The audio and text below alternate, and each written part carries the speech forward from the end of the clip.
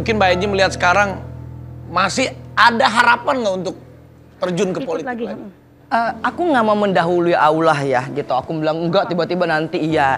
Cuman for the time being itu kan aku sekarang lebih banyak hidup at the now.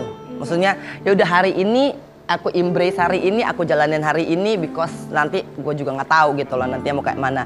Cuman kalau misalkan harapan untuk dunia politik Indonesia pasti ada lah.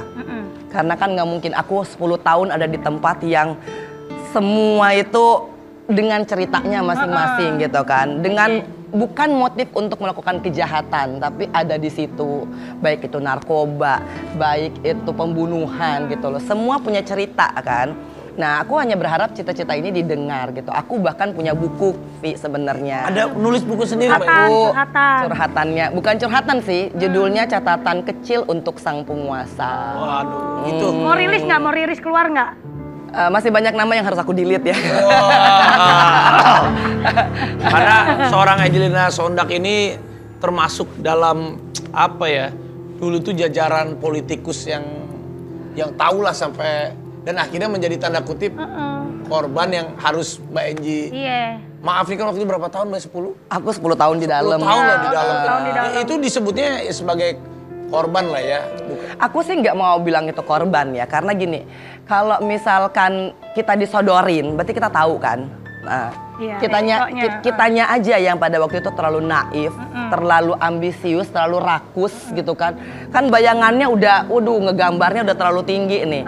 Karena tawarannya kan ini menteri ini gitu bener. kan. Apalagi aku dapat bintang kehormatan karena lumayan pencapaian suaraku. Artinya pada waktu itu lumayan lah begitu ya. Jadi betul-betul. Cuman akhirnya di periode pertama aku masih sangat-sangat idealis. Aku berjuang untuk orang hutan. Aku berjuang agar supaya hutan gak dijadikan kelapa sawit. Aku bikin petisi. Dengan segala idealisme yang ada.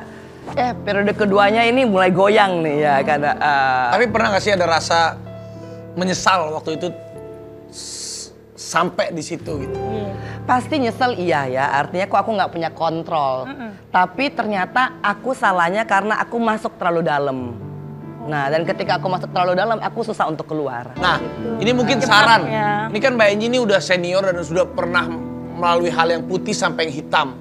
Mungkin saran ini buat teman-teman anggota dewan yang sekarang calon-calon yang besok mau dicoblos, kalau mereka sampai terpilih, pesan dari Mbak Enji apa?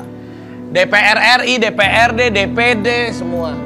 Ingat niatnya, karena glamor, terus dipuja orang, ada kekuasaan, itu tends membuat kita tuh jadi lupa diri.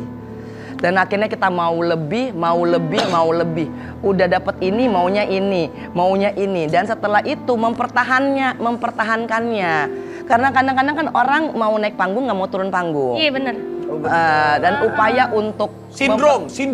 Iya, post power syndrome-nya juga.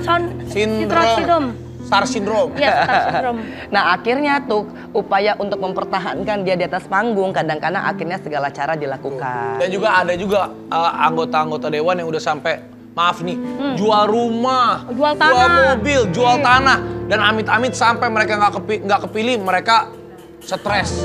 Makanya gini loh, Pi, tanyakan dulu kepada dirimu apa yang engkau mau dalam hidupmu.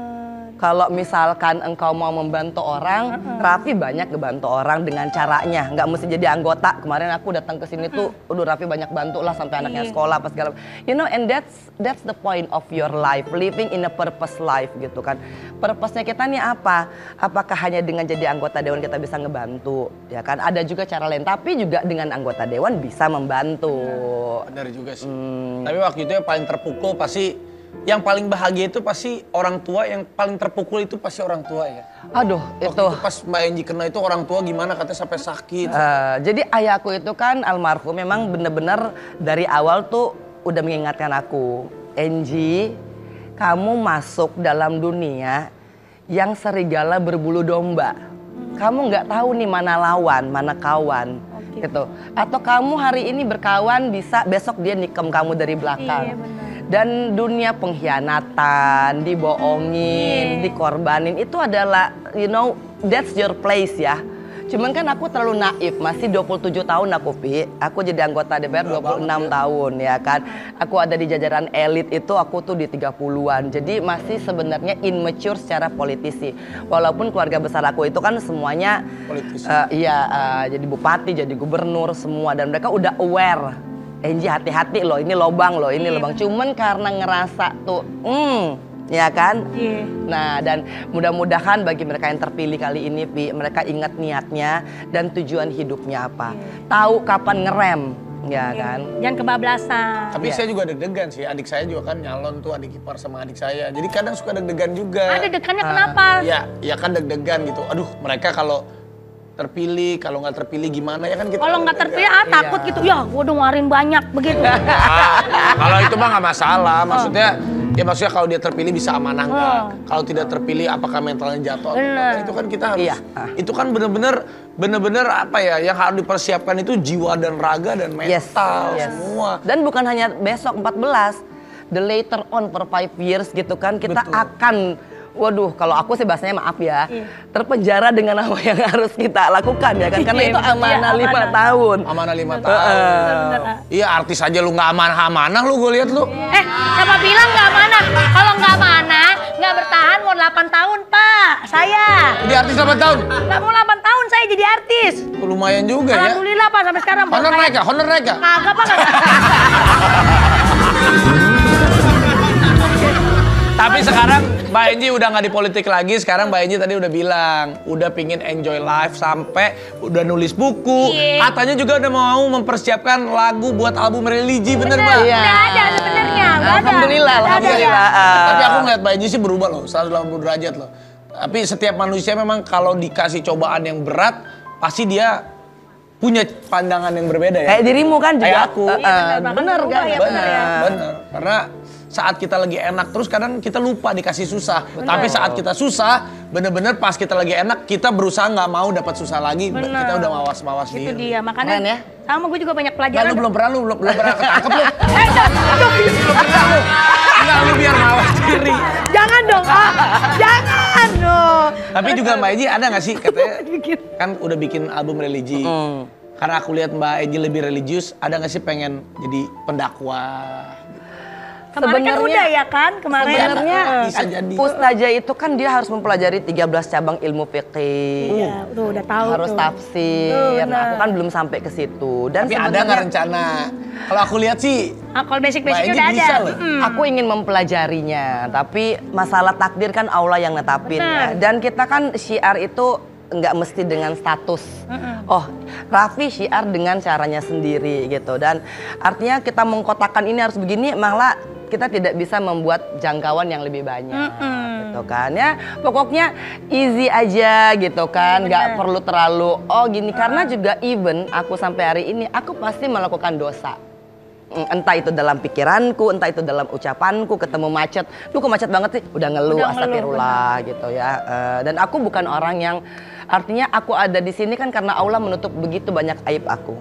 Benar. Kalau misalkan enggak juga pasti gitu kan, sangat hina kita semua yang ada di sini. Makanya nikmat yang harus kita syukuri adalah ya Allah, setiap kali dalam sujud terakhirku terima kasih karena Engkau telah menutup aibku. Iya. Insya Allah. Makanya kita juga jangan suka ngomong-ngomongin jeleknya orang. Itu betul. Ngombar-ngombar aibnya orang, jangan. Jangan. Jeleknya manusia, jeleknya diri kita. Kita tutup. Allah aja maha menutupi. Betul. Kita manusia jangan membongkar-bongkar hal yang jelek. Dan kalau kita menutupi aib orang lain, insya Allah di akhirat nanti Allah juga akan menutup aib kita. Masya Allah. Insya Allah. Oh, luar biasa, adem. Tapi kalau gitu kita mau dengerin lagu sedikit lagu aja religinya, yang Alhamdulillah. Oh ya Allah. Karena kan Alhamdulillah sekarang Angelina Sondakh sudah mampu berdiri sendiri menjadi manusia yang lebih baru lagi. Amin, amin. Berdiri boleh Mbak? Berdiri? Oh berdiri, oke ya. Karena lagunya belum keluar jadi susah diikuti ya. Lagunya Masya Allah. Enak loh, langsung ngena gitu. Iya kan, dan ada ayatnya. Iya, Itu mudah-mudahan itu juga bagian dari siar loh. Benar. Bisa loh itu ya. Ada surat Itu yang nyetain Ar-Rahman. Mbak Anji. Alhamdulillah itu kayaknya baru jadi 3 hari yang lalu sebenarnya. Hebat. Hebat bandnya. Tapi pas banget karena lagunya Alhamdulillah. Ini kita juga mau memanggilkan bintang tamu kita yang Masya Allah, tapi Alhamdulillah nih. Wajahnya Masya Allah. Masya Allah. Tapi pacarnya Alhamdulillah. Alhamdulillah. Iya. Oke, Kita akan panggilkan, ini dia Arya Saloka.